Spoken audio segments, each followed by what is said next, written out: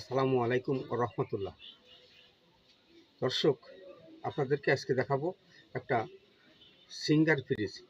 4 বছর পরে নতুন ফ্রিজ ব্লক হয়ে গেছে। আপনাদেরও বুঝতে হবে যে 4 বছর একটা নতুন ফ্রিজ সেটা কিভাবে ব্লক হয়।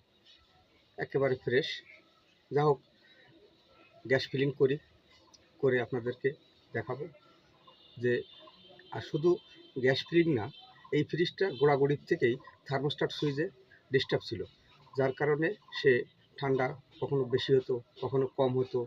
তার কারণ হচ্ছে যে সে চলতো, আবার এই যে ব্লক হতো।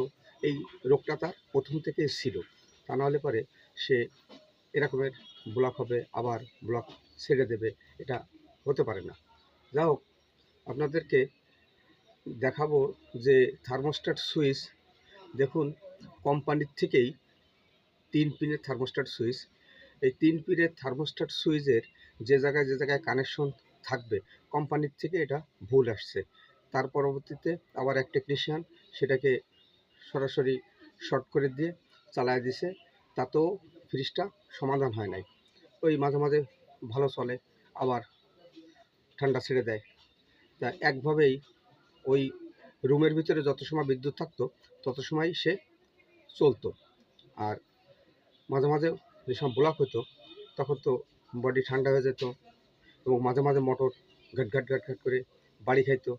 তা আজকে আপনাদেরকে এই ভিডিওটা করার একমাত্র উদ্দেশ্য যে একটা নতুন ফ্রিজ 4 বছর বয়সে নতুন অবস্থাতে থার্মোস্ট্যাট সুইচে ভুল।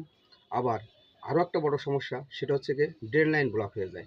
তার নর্মালের মধ্যে থেকে পানি ফ্লোরে চলে আসে, পিছন থেকে ট্রেতে যায় না।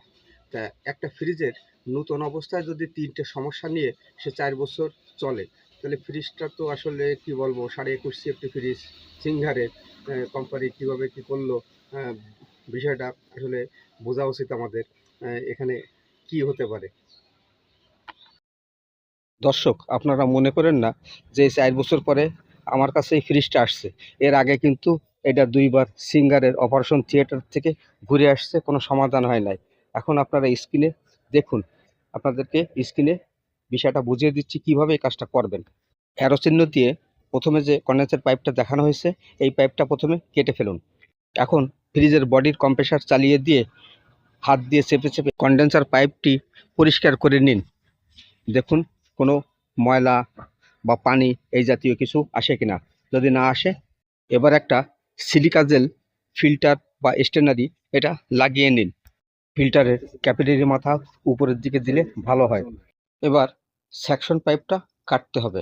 তখন অ্যারো চিহ্ন যে জায়গায় দেওয়া, এখান থেকে কেটে ফেলতে হবে।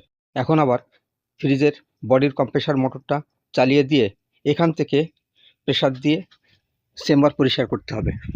এবার আমরা চেম্বার পরিষ্কার করে তারপরে সেকশন পাইপটা পুনরায় আমরা ঝালাই করে নেব। এবার আমরা শেষ ঝালাইটা করব। কম্প্রেসার মোটরের সাথে একটা নন রিটার্ন গেট লাগাবো। নন রিটার্ন গেট ঝালাই করার আগে নন রিটার্ন গেটের ভিতরে একটা ভ্যালভ পিন আছে, পিনটাকে বের করে নেব, তা নাহলে হিট দিলে ভ্যালভ পিন নষ্ট হয়ে যাবে। আমাদের কাজ প্রায় শেষের পথে। আমরা এখন 30 মিনিট আর একটা কম্প্রেসার মোটর দিয়ে অথবা ভ্যাকুয়াম পাম্প দিয়ে ভ্যাকুয়াম করব। এরপরে প্রয়োজন হলে 1000 দেব, নতুবা নয়। তারপরে গ্যাস ফিলিং করে দেব। এখন প্রেশারের ব্যাপার আছে। মিটারের সেকশন প্রেশার গ্যাসের নাম্বার অনুযায়ী আমরা কোনোটা মাইনাসে রাখবো, কোনোটা +2, 3, 5 পর্যন্ত রাখবো। এরকমেরই গ্যাসের নাম্বারের সাথে মিটারের প্রেশার থাকবে। আর একটা বিষয় খুব খেয়াল রাখতে হবে, সেকশনের যে পাইপটা, এই যে অ্যারো চিহ্ন দেওয়া যে পাইপটা, হালকা ঠান্ডা ভাব থাকতে হবে। তাহলেই আমাদের এই ফ্রিজে পরিপূর্ণ গ্যাস দেওয়া হবে। আশা করি এইভাবে কাজ করলে কাজগুলো সঠিক হবে। আপনারা সবাই চেষ্টা করবেন সুন্দরভাবে পরিষ্কার করে ঝালাইগুলো করতে, ঝালাইগুলো যেন সুন্দর হয়। আমি আশা করি আপনারা এভাবে চেষ্টা করলে নিজেরা সুন্দরভাবে কাজ করতে পারবেন। আমার এই ভিডিও দেখে যদি আপনাদের ভালো লাগে, তাহলে ভিডিওটা শেয়ার করে দিয়েন। কারণ হচ্ছে যারা নতুন কাজ করতেছেন তাদের জন্য সুবিধা হবে। এটা আপনারা সবসময় চেষ্টা করবেন অন্য ভাইরা যেন কাজ শিখতে পারে। অবশেষে আপনাদেরকে বলবো, নিত্য নতুন ভিডিও পাওয়ার জন্য আমার চ্যানেলটি সাবস্ক্রাইব করে রাখবেন। আসসালামু আলাইকুম ওয়া রাহমাতুল্লাহ।